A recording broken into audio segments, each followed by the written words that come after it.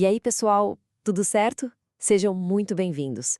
Eu sou o seu professor de Java hoje e a gente vai desmistificar de vez um dos assuntos mais importantes para qualquer pessoa que queira programar a sério, a famosa programação orientada a objetos, ou PO. Se você quer aprender a criar programas complexos sem fazer uma bagunça, fica aqui que você está no lugar certo. Ok, vamos começar com a pergunta de $1 milhão, né? Pensa comigo, seu projeto começa a crescer, mais e mais funcionalidades, como é que a gente faz para isso não virar um monstro de código, um verdadeiro caos que ninguém consegue mais dar manutenção? A resposta para isso, pessoal, é uma mudança de mentalidade. E a grande virada de chave da POU é exatamente essa. Ela propõe que a gente organize o nosso código do mesmo jeito que a gente entende o mundo. Em vez de pensar em um monte de comandos soltos, a gente começa a pensar em objetos. Um carro é um objeto, um cliente é um objeto, uma nota fiscal é um objeto. Cada um com suas características e com as coisas que ele sabe fazer. Antes da PO, o jeito de pensar na programação estruturada era focado nas ações, nas funções. Era tipo uma receita de bolo. Faça isso, depois aquilo outro. A PO inverte essa lógica. O foco passa a ser nos dados e nos objetos que guardam esses dados. É uma maneira muito mais natural de organizar as coisas. E para a gente entender essa nova organização, tem dois conceitos que são o coração de tudo. É sério, se você entender isso aqui, o resto vai fluir, que é uma beleza. Pense neles como o molde e a coisa que é criada a partir do molde. Entender a diferença entre classe e objeto é a chave. Então vamos lá. O que raios é uma classe? Pensa na planta de uma casa. A planta diz que a casa vai ter quartos, uma cor, um endereço e que você vai poder acender a luz, abrir a porta, mas a planta não é a casa, certo? Você não mora na planta.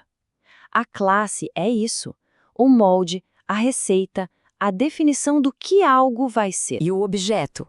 O objeto é a casa construída. É a coisa de verdade que existe no mundo real do nosso programa. É a instância da classe. Usando o nosso molde, a nossa classe carro, a gente pode criar um objeto que é um Fusca azul e outro objeto que é uma Ferrari vermelha. São dois carros diferentes, mas que seguiram o mesmo molde. Pegou a ideia? Beleza, a gente já sabe o que é o molde e o que é a criação. Agora, a gente precisa conhecer as regras que fazem isso tudo ser tão poderoso. A PU é construída sobre 4 conceitos, 4 ideias principais que a gente chama de pilares. São eles que garantem que o nosso código fique forte, organizado e fácil de mexer. E aqui estão os nossos 4 fantásticos: abstração, encapsulamento, herança e polimorfismo. Eu sei, os nomes podem assustar um pouco, mas relaxa. A gente vai quebrar cada um deles agora com exemplos do dia a dia. Vem comigo. O primeiro pilar é a abstração, e a ideia genial de tão simples. É sobre focar no que importa e esconder a complexidade. Pensa no controle da sua TV. Você aperta o botão de ligar e a TV liga.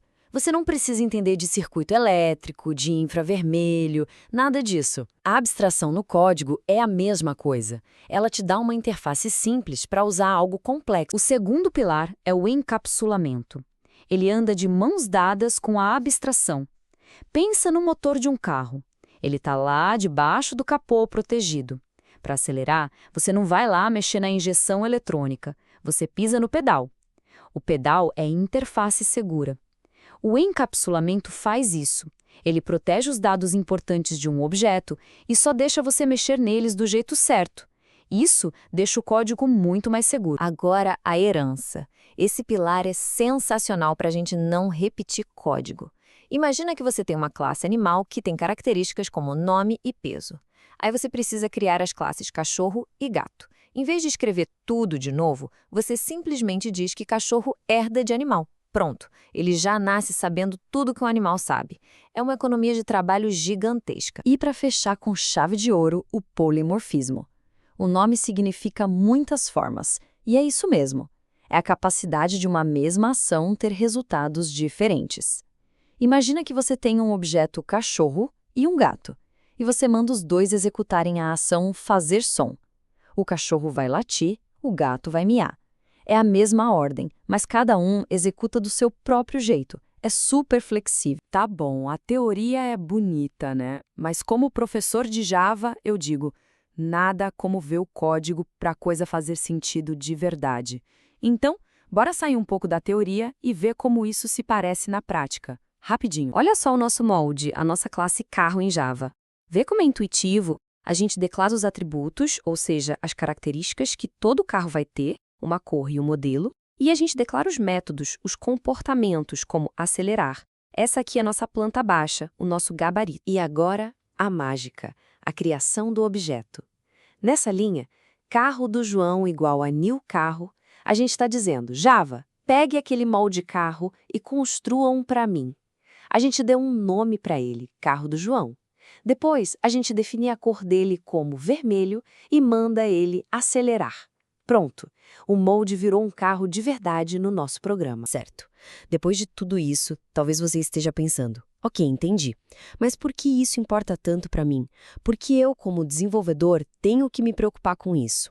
A resposta, meu amigo, minha amiga, é que isso muda completamente o jogo para você. As vantagens são gigantescas. Seu código fica modular, ou seja, dividido em pequenas peças que funcionam sozinhas. Isso faz com que ele seja super reutilizável. Você pode pegar um objeto que fez para um projeto e usar em outro. E o principal, o código fica infinitamente mais fácil de ler, de entender e de dar manutenção no futuro, porque ele espelha o mundo real. Chega de código macarrônico. Então, para a gente fechar, guardem essa ideia. Programação orientada a objetos não é só um jeito de escrever código. É uma filosofia. É uma maneira de pensar, de encarar problemas complexos e quebrar eles em partes menores e mais lógicas. É sobre criar soluções mais robustas, mais flexíveis e, por que não, mais elegantes. E agora eu deixo um desafio para você. Dá uma olhada aí ao seu redor agora. A sua caneca de café, o seu celular, a cadeira onde você está sentado. Tudo isso pode ser um objeto. A bola está com você. Qual seria o primeiro objeto do seu dia a dia que você transformaria em uma classe? Pensa nisso e começa a praticar. Um abraço e até a próxima.